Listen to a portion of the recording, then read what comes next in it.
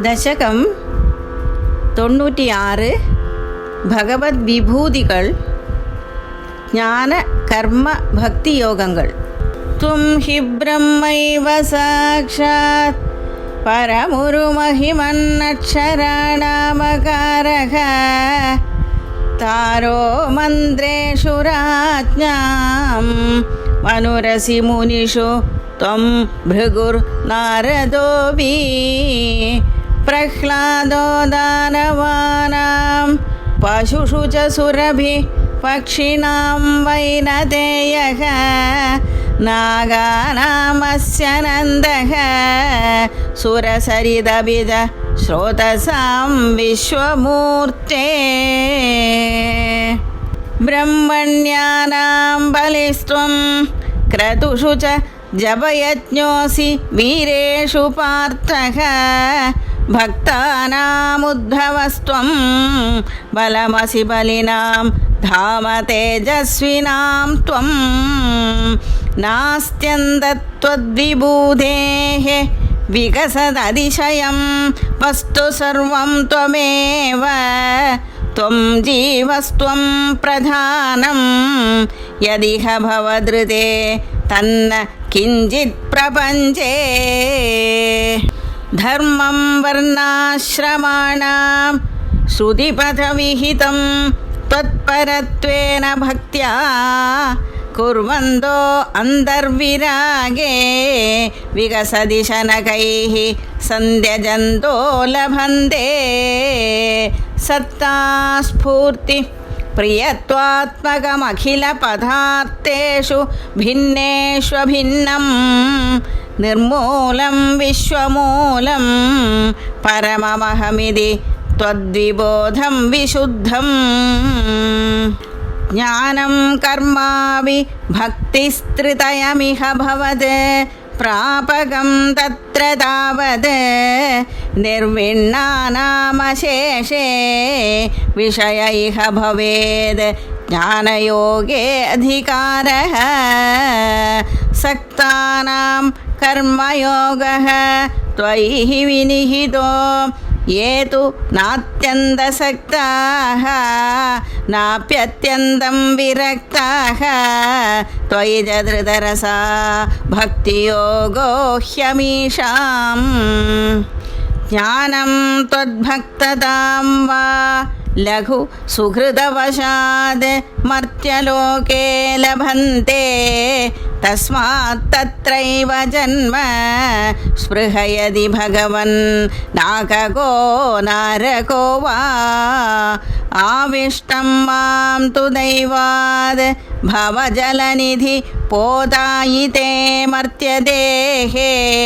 ത്വം കൃത്വാ കർണധാരം ഗുരുമനുഗുണ വാദായിതസ്താരയേധാഃ അവ്യക്തം മാർഗയന്തഃ ശ്രുതിഭിരഭിനയൈ കേവലജ്ഞാനലുബ്ധാഃ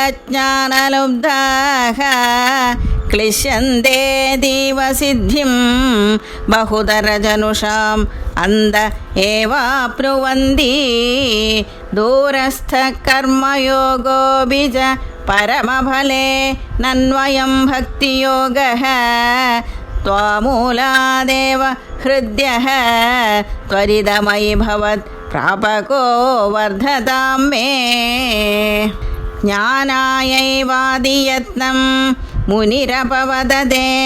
ബ്രഹ്മതത്വം തു ശൃണ്വൻ ഗാഢം ത്വത്പാദഭക്തിം ശരണമയദിയ തസ്യ മുക്തികരാഗ്രേ ത്വദ്ധ്യാനേപീഹ തുല്യാ പുനരസുകരതാ ചിത്ത ചാഞ്ചല്യഹേതോഃ അഭ്യാസാദാശു ശക്യം തദപി വശയിതും ത്വത്കൃപാ ചാരുതാഭ്യാം നിർവിണ്ണകർമ്മമാർഗേ ഖലു വിഷമതമേ ത്വത്കഥാദൗ ച ഗാഢം ജാത ശ്രദ്ധോപി കാമാൻ അയി ഭുവനപദേ നൈവ ശക്നോമി ഹാതും തദ്ഭൂയോ നിശ്ചയേന ത്വയി നിഹിതമനാഃ दोषबुद्ध्या भजंस्तान् पुष्णीयां भक्तिमेव त्वयि हृदयगते मंक्षु नङ्क्ष्यन्ति संगाः कश्चित् क्लेशार्जितार्थ क्षयविमलमतिर्नुद्यमानो जनौघैः प्रागेवं प्राह विप्रो न खलु मम जन कालकर्मग्रहा वा चेदो मे दुःखहेदो तदिह गुणगणं भावयत् सर्वकारी त्युक्त्वा शान्तो गतस्त्वां मम च कुरु विभो तादृशीं चित्तशान्तिम् ऐलप्रागुर्वशीं प्रत्यधिविवशमनाः सेवमानश्चिरां तां गाढं निर्विद्य भूयो युवति सुखमिदं क्षुद्रमेवेदि गायन् त्वद्भक्तिं प्राप्य पूर्ण सुखतरमचरत् त्वद्वदुद्धूतसङ्गं भक्तोत्तंसं